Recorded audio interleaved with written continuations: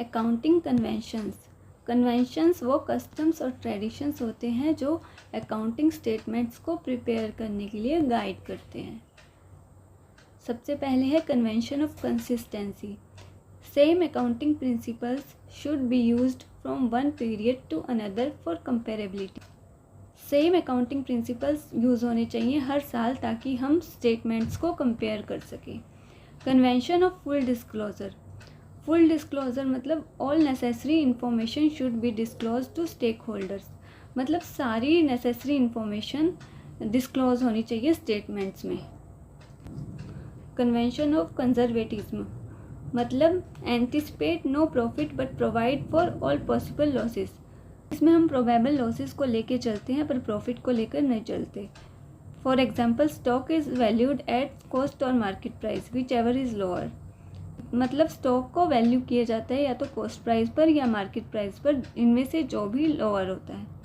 Convention of materiality only significant information which affects decision making should be recorded. इसका मतलब है कि सिर्फ वो इन्फॉर्मेशन रिकॉर्ड की जानी चाहिए जो डिसीजन मेकिंग को अफेक्ट करती है।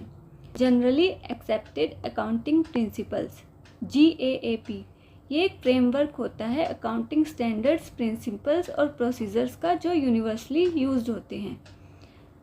सिस्टम ऑफ अकाउंटिंग के दो सिस्टम होते हैं, cash system of accounting, accrual system of accounting. Cash system of accounting में transactions are recorded only when cash is received और पेड, मतलब ट्रांजैक्शंस तभी रिकॉर्ड होंगी जब कैश रिसीव हुआ हो या पे किया हो। एक्रूअल सिस्टम ऑफ अकाउंटिंग कहता है कि transactions are recorded when they occur regardless of cash flow. इसमें कहता है कि ट्रांजैक्शंस तभी रिकॉर्ड होंगी जब वो रियल में होंगी, चाहे कैश फ्लो हुआ हो या ना हुआ हो। This is system followed by most businesses, ये सिस्टम ज़्यादातर बिजनेस फॉलो करते हैं।